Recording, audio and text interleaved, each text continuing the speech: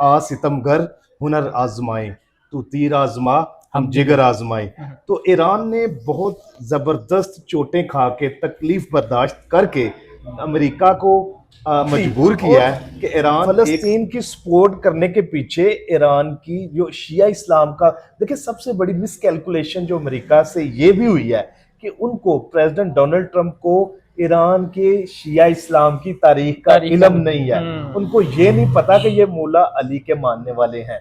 ये शहादत को तमगा समझते हैं, ये गारों में छुपने में बिलीव नहीं करते। वो इकबाल का शेर है ना कि शहादत है मतलूब व मकसूद मोमिन, न माले गनीमत न किश्वर कशाई। तो ईरान के लोगों ने, मैं बचपन से हम ये शेर सुनते आ रहे हैं, इसको जो कॉन्टेक्स्ट है, इसका जो मतलब है, इसका जो मीनिंग है, अभी समझ आया है कि ये जो शहादत है मतलूब किसको है, कौन लोग शहीद होना चाहते हैं अपने वतन के लिए, एक नजरिए के लिए, एक काज के लिए, वो ईरान के लोग हैं। और जो किश्वर कशाई है, जो बादशाहत है, जो माले गनीमत है, वो किनको चाहिए?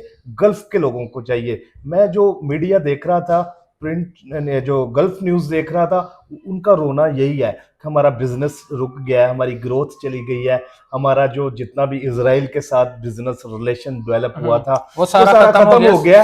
और दूसरी तरफ ईरान वालों को ये है कि भाई हम शहीद हो गए हैं, उसको सेलिब्रेट कर रहे हैं। सर इसी तरह मुशर्रफ कहा करते थे कि आप इन्वेस्टर्स को, आप बिजनेस कम्युनिटी को ना परिंदों की तरह, चिड़ियों की तरह दाना डाल के जब बुलाते हैं तो एक एक करके आते हैं। लेकिन अगर कोई ऐसा वाकया हो जाए, कोई हादसा हो जाए, अगर सूटेबल एनवायरनमेंट ना हो तो वो इकट्ठे उड़ जाते हैं। और जीसीसी में जिस तरह उन फौजियों ने, अमेरिकी फौजियों ने, जिन्होंने जीसीसी का तहफ़्फ़ुज़ करना था, वो खुद छुप गए हैं, वो खुद भाग गए हैं। ठीक है, बिजनेसमैन उनके भाग गए हैं, टूरिस्ट भाग गए हैं, उनकी जो इन्वेस्टर्स वो भाग गए हैं, चार्टर्ड तैयारी लेकर भाग गए हैं। और दुबई एयरपोर्ट पर आपको पता है वो लाइनें लगी हुई हैं, जो टिकट आपको 1000 दिरहम में मिल रहा था, अब वो 10-10 20-20 हजार दिरहम में भी लोग लेकर हजारों की तादाद जाने में तैयार है। उधर लोग मौजूदा हजारों की तादाद में जलील हो रहे हैं। एग्जैक्टली। तो इंडिया एक तो बड़ी तकलीफ में भी है और एट द सेम टाइम उनको खुशी भी है। एक तकलीफ ये है कि इतना बड़ा मुल्क, दुनिया की सबसे बड़ी डेमोक्रेसी,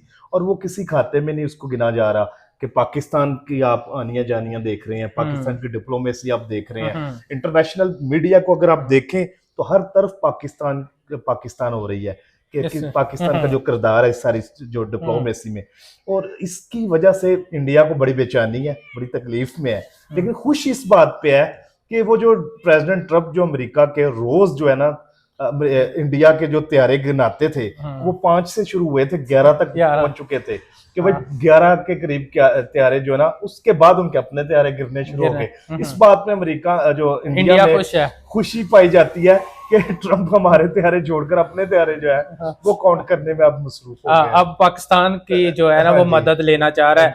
जो सर नाज़रीन, HAR न्यूज़ से मैं हूं हाफिज असदुर्रहमान। नाज़रीन कराम, इस वक्त ईरान, अमेरिका और इसराइल की जंग मौजू है। हर बंदा इस जंग के मुतल्लिक जानना चाहता है।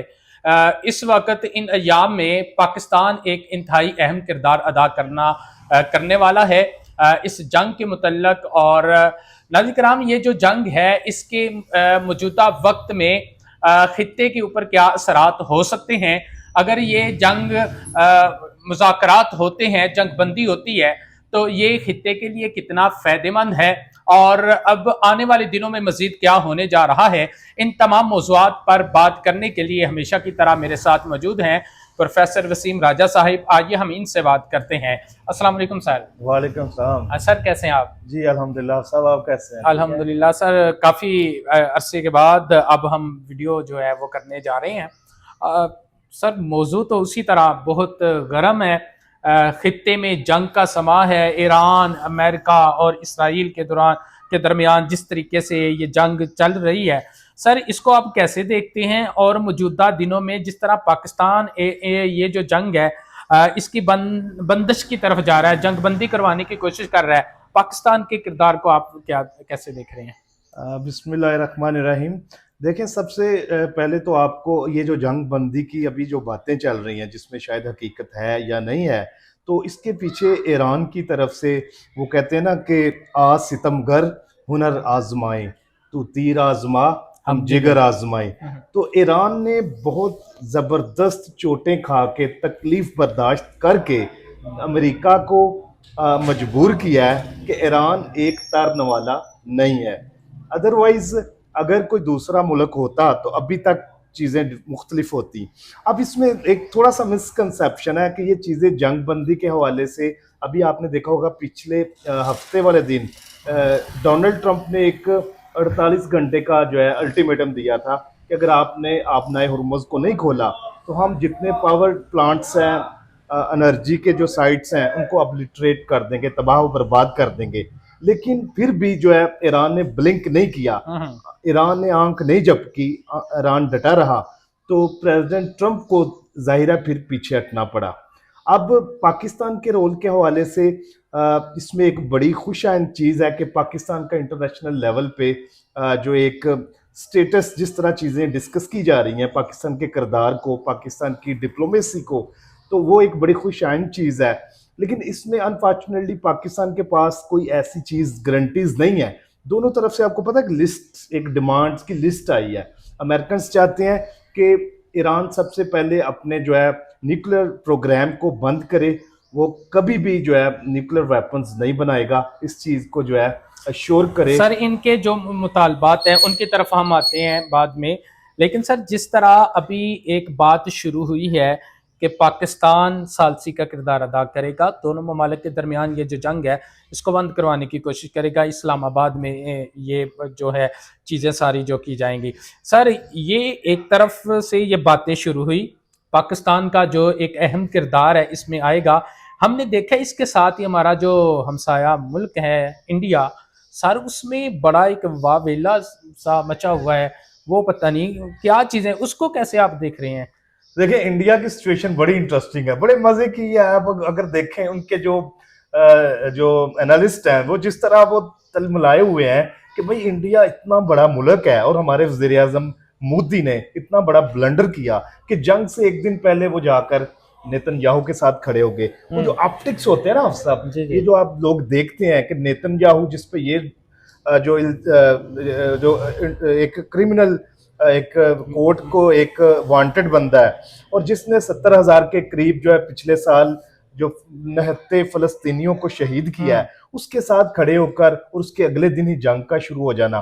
तो इंडिया एक तो बड़ी तकलीफ में भी है और एट द सेम टाइम उनको खुशी भी है। एक तकलीफ ये है कि इतना बड़ा मुल्क, दुनिया की सबसे बड़ी डेमोक्रेसी, और वो किसी खाते में नहीं उसको गिना जा रहा कि पाकिस्तान की आप आनियां जानियां देख रहे हैं, पाकिस्तान की डिप्लोमेसी आप देख रहे हैं, इंटरनेशनल मीडिया को अगर आप देखें तो हर तरफ पाकिस्तान पाकिस्तान हो रही है कि पाकिस्तान का जो किरदार है सारी जो डिप्लोमेसी में, और इसकी वजह से इंडिया को बड़ी बेचैनी है, बड़ी तकलीफ में है। लेकिन खुश इस बात पे है कि वो जो प्रेसिडेंट ट्रंप जो अमेरिका के रोज जो है ना इंडिया के जो त्यारे गिनाते थे, वो 5 से शुरू हुए थे, 11 तक पहुंच चुके थे कि भाई 11 के करीब त्यारे जो है ना, उसके बाद उनके अपने त्यारे गिरने शुरू हो गए। इस बात में अमेरिका जो इंडिया में खुशी पाई जाती है कि ट्रंप हमारे त्यारे छोड़कर अपने त्यारे जो है वो काउंट करने में अब मसरूफ हो गए। अब पाकिस्तान की जो है ना वो मदद लेना चाह रहा है।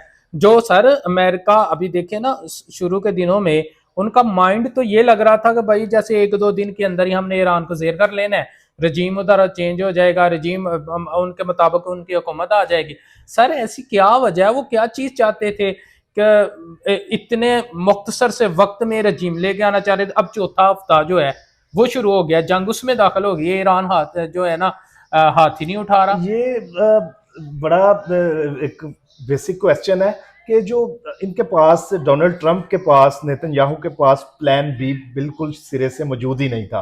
उनको ये वो एंटिसिपेट कर रहे थे कि हमने वेनेजुएला 2 करने जा रहे हैं, हमने जाना है टॉप लीडरशिप को जो है हमने एलिमिनेट करना है, लोगों ने रोड्स पे आ जाना है और एक नई रजीम सामने आ जानी है। लेकिन अब वो इकबाल का शेर है ना कि शहादत है मतलूबो मकसूद मोमिन, न माले गनीमत न किश्वर कशाई। तो ईरान के लोगों ने, मैं बचपन से हम ये शेर सुनते आ रहे हैं, इसको जो कॉन्टेक्स्ट है, इसका जो मतलब है, इसका जो मीनिंग है, अभी समझ आया है कि ये जो शहादत है, मतलूब किसको है, कौन लोग शहीद होना चाहते हैं अपने वतन के लिए, एक नज़रिए के लिए, एक काज के लिए, वो ईरान के लोग हैं।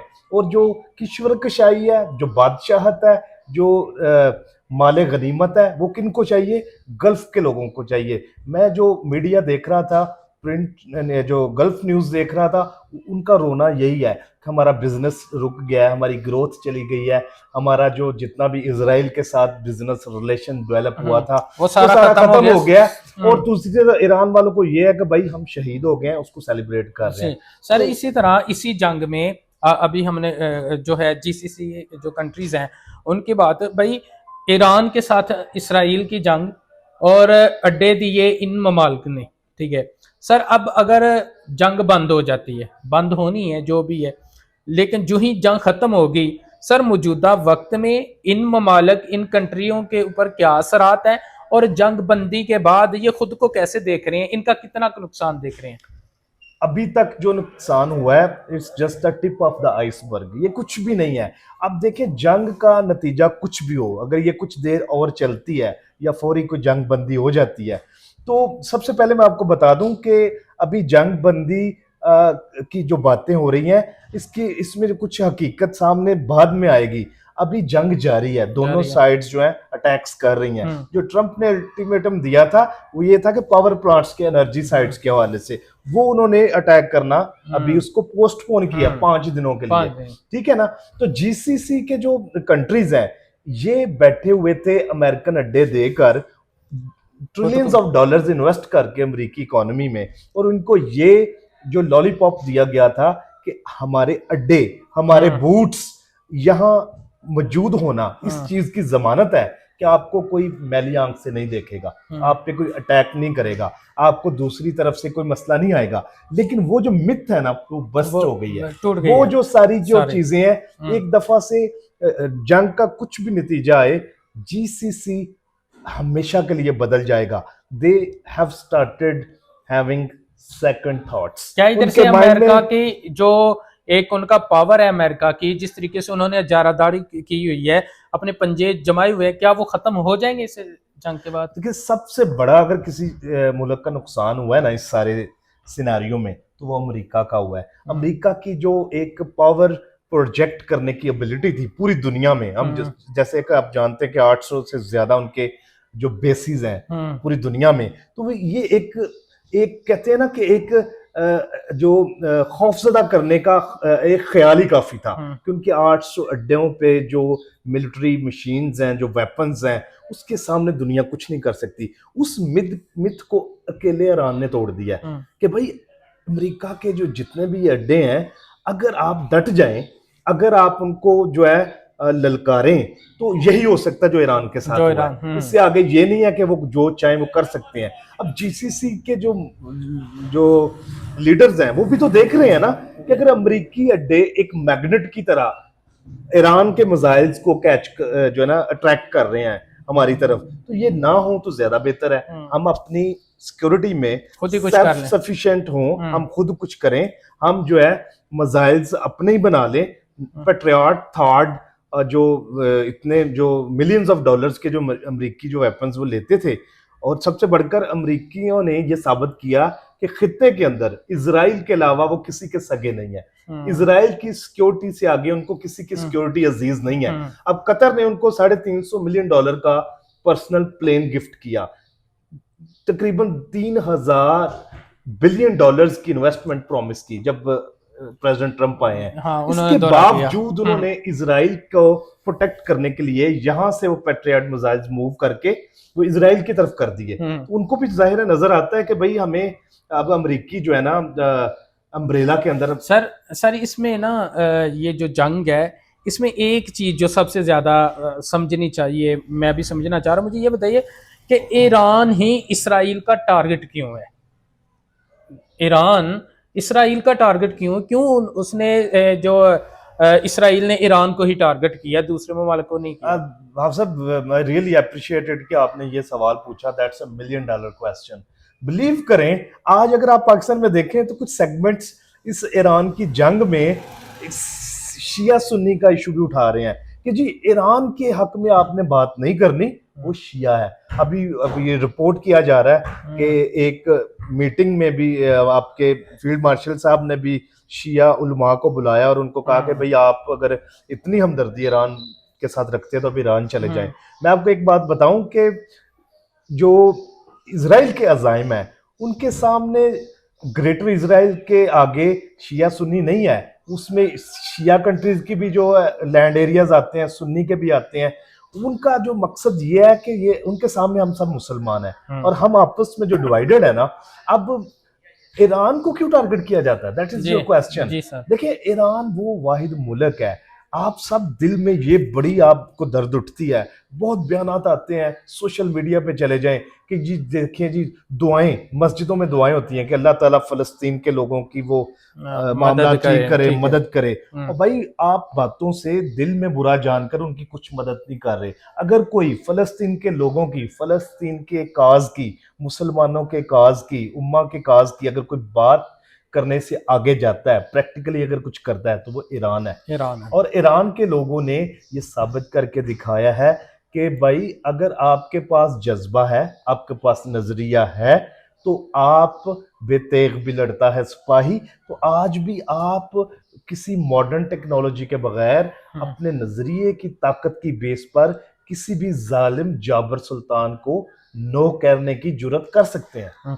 मतलब ये है कि इन्होंने फलस्तीन के जो लोग हैं उनकी मदद की है, जिसकी वजह से, जिसके बाद इनको टारगेट किया गया। जहां और वजूहात है उनमें से एक मेन वजह ये है। एग्जैक्टली। और फलस्तीन की सपोर्ट करने के पीछे ईरान की जो शिया इस्लाम का, देखिए सबसे बड़ी मिसकैलकुलेशन जो अमेरिका से ये भी हुई है कि उनको, प्रेसिडेंट डोनाल्ड ट्रंप को ईरान के शिया इस्लाम की तारीख का इल्म नहीं है। उनको ये नहीं पता कि ये मौला अली के मानने वाले हैं, ये शहादत को तमगा समझते हैं, ये गारों में छुपने में बिलीव नहीं करते, ये जिंदगी और मौत के दरमियान जो फर्क है उसको वो, उनको पता है कि वो कितना कम है। तो इसलिए उनको ये नहीं पता था कि इनकी तारीख क्या है। दूसरा, उनको ये नहीं पता था कि जब भी आप बैरूनी हमलावर किसी मुल्क पर हमला करता है तो वो लोग मुत्तहिद हो जाते हैं।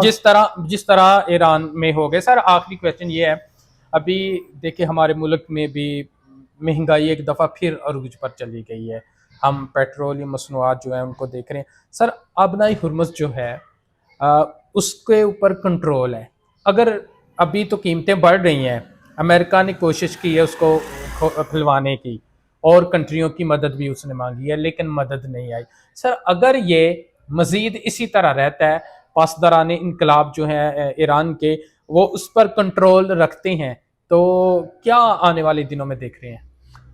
ये देखें, ईरान ने पहले दुहाई दी थी कि भाई आप अगर हमारे पे हमला करोगे तो हम आबनाए हार्मूज को बंद कर देंगे। आबनाए हार्मूज वो चोक पॉइंट है जहां से दुनिया की 20% से ज्यादा आपकी ऑयल की सारी डिलीवरी होती है। 90% जो गैस वहां से गुजर के दुनिया में जाती है। तो ईरान ने बड़ी खूबसूरती के साथ अपनी ज्योग्राफी को यूज करते हुए, आबनाए हुर्मुज के चोक पॉइंट को यूज करते हुए, जो उन्होंने कहा करके दिखाया। और पूरी दुनिया में अब चीखें निकल रही हैं, पूरी दुनिया की बिजनेस कम्युनिटी की, जीसीसी कंट्रीज की, ओपेक की, ऑयल एक्सपोर्टिंग कंट्रीज की, कि भाई जी ये जो है इसको खुलवाएं, किसी तरह भी खुलवाएं। अब आपने देखा होगा कि जीसीसी कंट्रीज के जो बिजनेसमैन है वो ट्रंप को लेटर्स लिख रहे हैं, ओपन लेटर्स, कि आपने किससे पूछकर ये जंग शुरू की थी, आपने हमारे बिजनेस का सत्यानाश कर दिया है, आपने हमारे टूरिज्म का सत्यानाश कर दिया है। मुझे याद आता है कि बड़ी जो है परवेज मुशर्रफ कहा करते थे कि आप इन्वेस्टर्स को, आप बिजनेस कम्युनिटी को ना परिंदों की तरह, चिड़ियों की तरह दाना डाल के जब बुलाते हैं तो एक एक करके आते हैं, लेकिन अगर कोई ऐसा वाकया हो जाए, कोई हादसा हो जाए, अगर सूटेबल एनवायरनमेंट ना हो तो वो इकट्ठे उड़ जाते हैं। और जीसीसी में जिस तरह उन फौजियों ने, अमेरिकी फौजियों ने, जिन्होंने जीसीसी का तहफ़्फ़ुज़ करना था, वो खुद छुप गए हैं, वो खुद भाग गए हैं। ठीक है, बिजनेसमैन उनके भाग गए हैं, टूरिस्ट भाग गए हैं, उनकी जो इन्वेस्टर्स वो भाग गए हैं, चार्टर्ड तैयारी लेकर भाग गए हैं। और दुबई एयरपोर्ट पर आपको पता है वो लाइनें लगी हुई हैं, जो टिकट आपको 1000 दिरहम में मिल रहा था, अब वो 10-10 20-20 हजार दिरहम में भी लोग लेकर ये जा रहे हजारों हैं, की तादाद में जाने में उधर तैयार हैं। उधर लोग मौजूद हजारों की Exactly. तादाद में जलील हो रहे हैं। Exactly. ठीक है सर, बहुत शुक्रिया आपके टाइम का। जी तो नाज़रीन, ये था आज का हमारा प्रोग्राम। उम्मीद करता हूँ आप लोगों को पसंद आएगा। अपने मेज़बान असदुर रहमान को सर वसीम राजा के साथ इजाज़त दीजिए। अल्लाह हाफिज़।